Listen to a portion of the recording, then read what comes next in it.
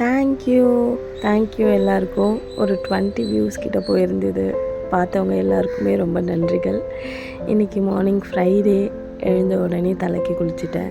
டிசிப்ளின்னாக இருக்கணும் அப்படின்னு சொல்லிட்டு இப்போ கொஞ்ச நாளாக ஃபாலோ பண்ணுறதுனால எழுந்த உடனே குளிக்கிறது.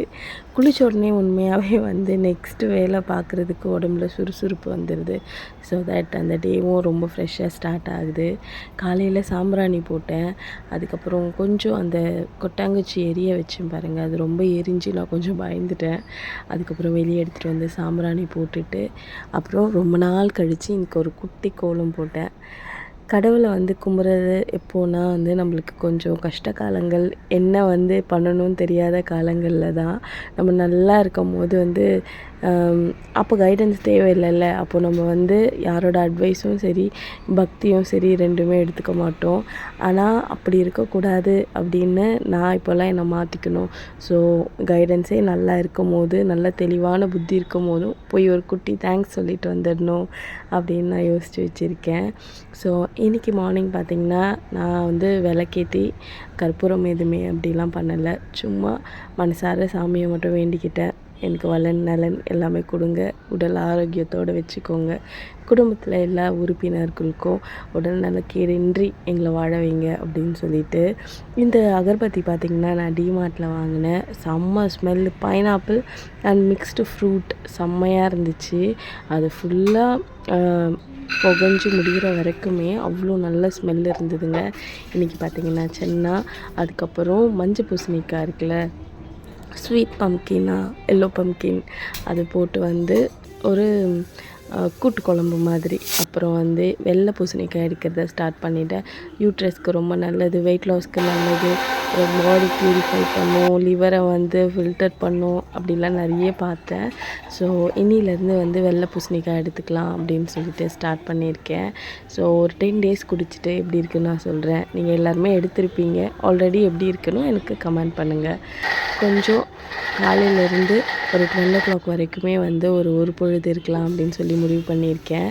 ஸோ இன்றைக்கி உப்பு எதுவுமே பார்க்காம அப்படியே சமைச்சிட்டேன். இந்த சாப்பர் பார்த்திங்கன்னா பஜாஜோடது, ரொம்ப நல்லா ஒர்க் ஆகும், எனக்கு ரொம்ப பிடிக்கும். ஸோ சாப்பர் இருக்கிறதுனால வேலையெல்லாம் டக்கு டக்குன்னு ஆகுது. நீங்களும் கையில் கட் பண்ணிகிட்டு இருந்தீங்க அப்படின்னா எதனா ஒரு இன்வெஸ்ட்மெண்ட்டோ எதனா ஒரு செலவையோ கம்மி பண்ணிவிட்டு ஒரு சாப்பர் வாங்கிக்கோங்க. விடிய காலையில் எழுந்து சமைக்கிறவங்களுக்கு ரொம்ப யூஸ்ஃபுல்லாக இருக்கும். அண்ட் மடமடன்னு பார்த்திங்கன்னா ஒரு பக்கம் குழம்பு முடிஞ்சிருச்சு, இன்னொரு பக்கம் முருங்கைக்காய் இருந்தது. முருங்கைக்காயெல்லாம் வேக போட்டுட்டு மிளகாத்தூள், உப்பு, அப்புறம் கொஞ்சம் பூண்டு, கருவேப்பிலை போட்டு கடலெண்ணெய் இருக்கு இல்லையா, அதில் ஃப்ரை பண்ணுங்கள். செம்ம டேஸ்டியாக இருக்கும். அது லைட்டாக அப்படியே ஃப்ரை பண்ணி ஒரு பக்கம் சைட் டிஷ்க்கு வச்சுட்டேன். அண்ட் தென் மெயின் பார்த்திங்கன்னா மூக்கட்டில் பூசணிக்காய் போட்டு குழம்பு, அப்புறம் இட்லி, அப்புறம் தக்காளி சட்னி. இன்றைக்கி தக்காளி சட்னி கொஞ்சம் டிஃப்ரெண்ட்டாக பண்ணேன். டிஃப்ரெண்ட்டுன்னு இல்லை, நிறைய பேர் பண்ணியிருப்பீங்க. இன்றைக்கி நான் ஃபஸ்ட் டைம் பண்ணுறேன். நல்லெண்ணெய் ஊற்றி தக்காளி, காஞ்ச மிளகாய், பூண்டு ஒன்றா சாப் பண்ணிவிட்டு மொத்தமாக போட்டுட்டு வதக்கிட்டு அதை அப்படியே அரைச்சிட்டு திருப்பி தாளிச்சிட்டேன்.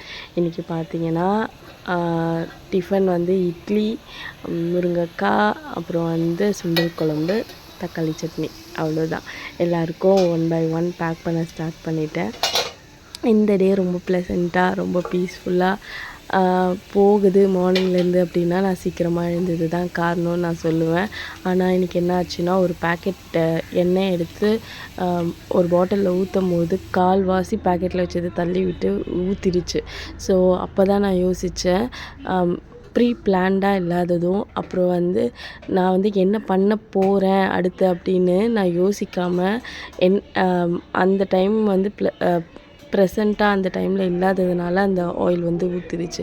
ஸோ இன்னிலேருந்து பார்த்திங்கன்னா ப்ரீ பிளான்டாக நான் என்ன சமைக்க போகிறேன், இதில் தெளிவாக இருக்கணும் நாளையிலேருந்து அப்படின்னு சொல்லிட்டு நான் முடிவு பண்ணியிருக்கேன். ஸோ எழுத்து மூலியமாக எழுதி வச்சுக்கிட்டா இதெல்லாம் முடிச்சோடனே டக்கு டக்குன்னு டிக் போடும்போது அப்பா இதெல்லாம் முடிச்சிட்டோன்னு சந்தோஷமாக இருக்கும்ல, அதனால தான். அண்ட் தென் உங்கள் வீட்டிலலாம் என்ன சமையல்னு சொல்லிவிட்டு எனக்கு கமெண்ட் பண்ணுங்கள். ஸோ ஹெல்தி வே ஆஃப் குக்கிங்கில் தான் நான் இப்போது ட்ராவல் ஆகிட்டுருக்கேன். உடம்புல நிறைய பிரச்சனை நம்மளுக்கு வருது நல்ல ஃப்ரூட்ஸு, நல்ல வெஜிடபிள்ஸ் எடுத்துக்கிறதுனால தான். நான்வெஜ்ஜும் ரொம்ப நல்லது தான், ஆனால் கொஞ்ச நாளைக்கு வெஜிடபிள்ஸ் நல்லா எடுத்து உடம்பை பார்த்துக்கோங்க. தேங்க்யூ, பாய்.